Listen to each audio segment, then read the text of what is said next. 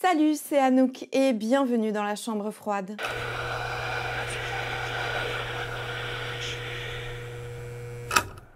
Dans cette vidéo, je vais te faire, comme d'hab, mon retour des films d'horreur et de genre qui sont sortis au cinéma entre avril et juin 2024. Pour une fois, c'est un bilan plutôt positif, avec un absent, c'est The Crow, qui sortira apparemment plutôt au mois d'août. Je profite de t'annoncer maintenant que je serai à partir du lundi 1er juillet, tous les lundis et mercredis à 20 h sur Twitch pour te faire des lives. On va simplement papoter, mater des trucs ensemble, faire des jeux.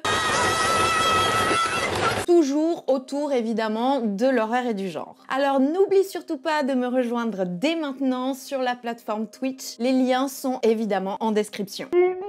Mais oui, bien sûr que tu pourras être sur Twitch avec nous. Bon allez, on y va pour ce bilan cinéma. Et on commence par le mois d'avril 2024 et il est sorti When Evil Lurks de Damian Rugna et c'est un film qui nous vient d'Argentine. On suit ici deux frères qui découvrent tout d'abord un corps salement amoché près de chez eux. Ils comprennent très rapidement que quelque chose ne va pas et que le mal rôde. Oh mais alors qu'est-ce que j'aime ce film! Une vraie claque méchante, intéressante et originale. Je trouve que ce film est extrêmement bien réussi à tous les niveaux. Ça a été pour moi un véritable coup de cœur, mais du coup c'est un film que j'aimerais beaucoup plus développer dans une autre vidéo, mais en attendant je te conseille réellement de le voir. Évidemment si tu n'as pas trop froid aux yeux parce qu'il a des scènes bien violentes comme je les aime.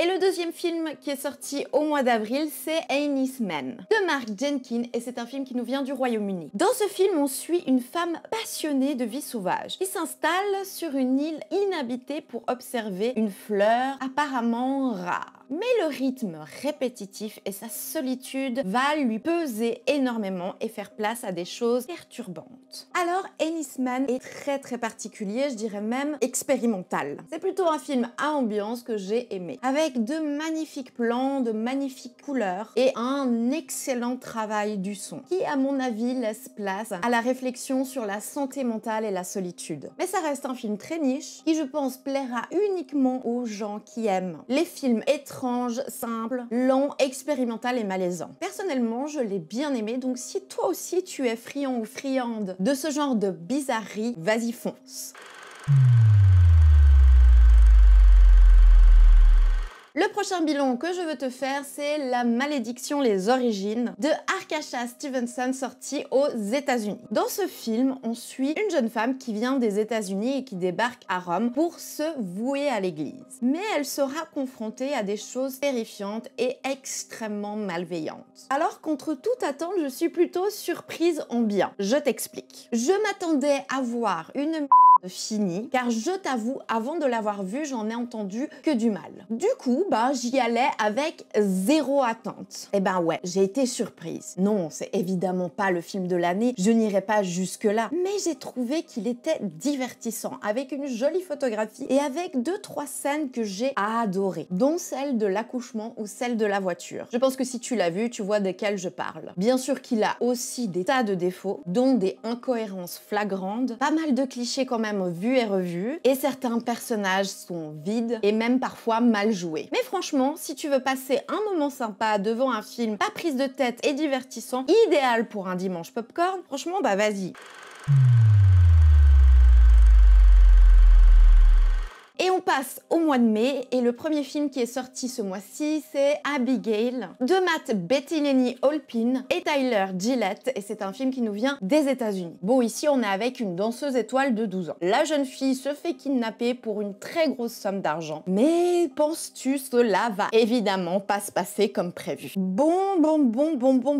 Oui, je sais, il est pour beaucoup divertissant et sympa. Et d'ailleurs, je ne vois pas où on trouverait d'autres qualités à ce film. Et c'est peut-être peut-être simplement ce qu'il veut être et c'est ok. Mais personnellement, je ne l'ai pas trouvé assez divertissant et sympa pour ne pas remarquer les grosses incohérences et les manques à gagner. Je trouve qu'il est bâclé et qu'il va beaucoup trop vite sur certaines scènes, qui rend du coup tout l'ensemble fouillé et d'une certaine manière frustrant. Bref, ce n'est pas le pire film que j'ai pu voir, bien sûr. Donc si tu es curieux ou curieuse, regarde-le. Dis-moi en commentaire ce que tu en as pensé, parce que je sais que mon avis n'est pas celui de tout le monde.